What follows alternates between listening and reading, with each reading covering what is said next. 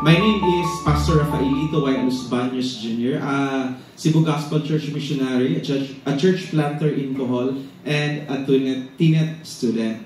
It was during the pandemic time when Reverend Vicente Shah called me, his voice filled with excitement as he shared the plan to attend a school focused on teaching discipleship, right?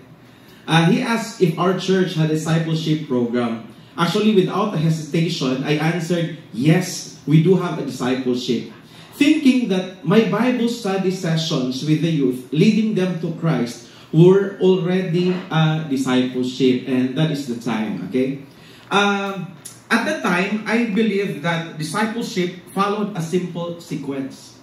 A person received the Lord Jesus Christ as their personal Lord and Savior, and then they express their faith through baptism. Then, they become active in church, serving and participating in different ministries. For me, that was already enough. I thought that if people were saved, baptized, and involved in the church, they were already growing in their faith. But everything changed when I joined the TNET online class. From the very first lesson, I was amazed, not just by the teaching, but by the realization that discipleship is more than just a sequence of events. It is a lifestyle. This experience transformed my values, perspective, of course, my heart, mindset, vision, and overall outlook on the ministry. I had always heard pastors and Bible school teachers emphasize the importance of participating in the Great Commission. But unknowingly, the word quote-unquote participate made it seem like the Great Commission was just an option. Something we could be involved in but without urgency. I even questioned myself, will the Great Commission ever be finished? However, through TNET, my heart caught fire with a new passion. I learned that Jesus did not give us the Great Commission as an open-ended task, but as a mission to be completed. He entrusted this calling to all believers, and I finally understood how it could be done. TNET laid out a clear step-by-step process for finishing the Great Commission, starting from our own community, then expanding it to nearby towns, regions, nations, and even to the ends of the earth. And the most powerful realization that I have, it is possible. We started our studies online. Okay? I think it's here. Okay, that's the ministry before the pandemic. And yan po. Naalala niyo mo yan, mga classmates? Okay, we started our studies online. So at first, it seemed convenient. But soon, distractions piled up. Nakikita niyo kung saan ako? Yun. Actually, the cam is off. Okay, video off. Because distractions piled up. Like for example, house chores, unexpected meetings, surprise visitors, and last-minute appointments. And funny thing is, there came a time when we had to choose between study and life. That's how tough online learning was. We transitioned to face-to-face meetings, and that was a huge relief, thank God. But challenges didn't stop there. When Typhoon Odette hit our church was destroyed. Actually, many people stopped attending. Some because they received help from other churches, while the others felt overwhelmed by the heavy responsibility of the church. Actually, it was a very tough situation. Okay, see? Okay, I thank God for TNET's teaching, which strengthened me during these difficult times.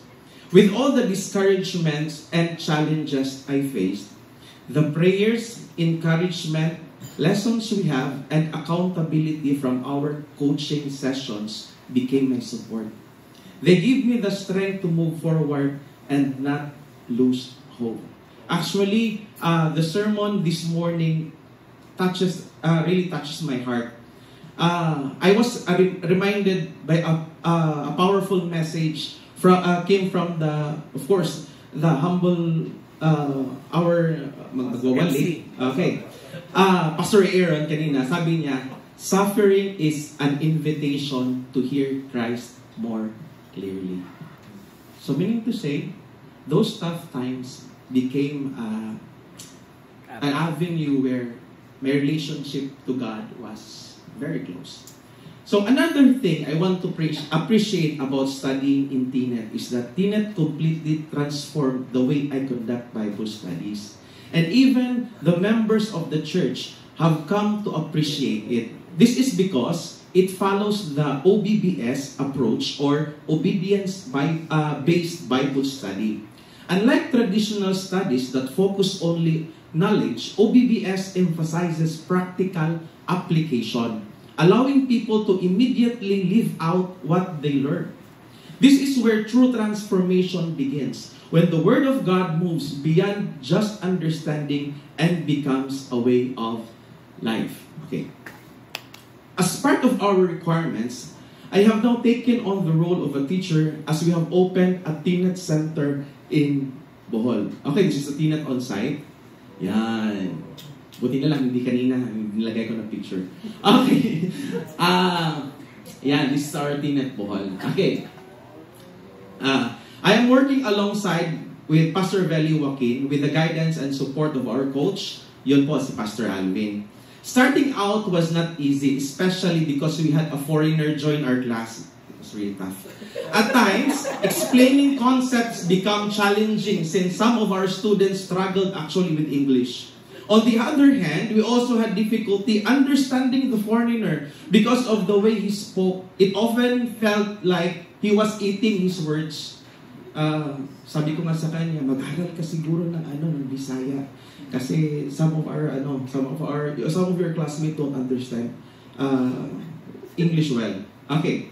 So despite these challenges, we find great joy and fulfillment in seeing our student excitement for learning. What's even more rewarding is that they immediately apply what they have learned.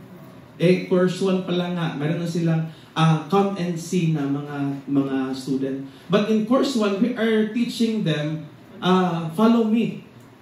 Bakit meron na silang come and see? They were really excited in implementing what they learned.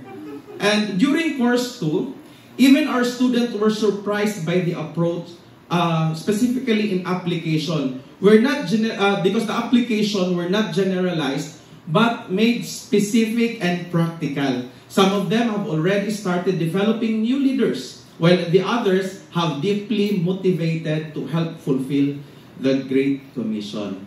For everything I have learned, for all the experiences I have gone through, and for everyone I have journeyed with my studies and the work of the Lord, I would like to extend my heartfelt gratitude, of course, to the Cebu Gospel Church for the opportunity to grow through learning in the TNET class. Thank you so much. To my classmates whose wisdom has been truly inspiring.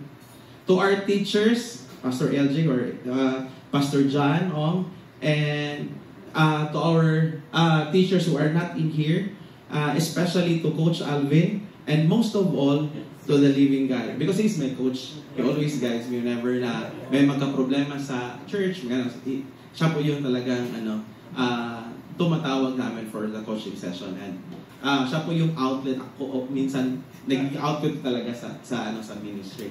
So thank you so much. And all I can say is all honor and glory belong to our God Almighty, God alone, Soli Deo Gloria. Ito na po yung church namin. Ito po yan. And if you can visit there in Batuan, in Bohol, you can contact me. And ito na po yung church natin. This is the present church. Wow. So, thank you po. And good night.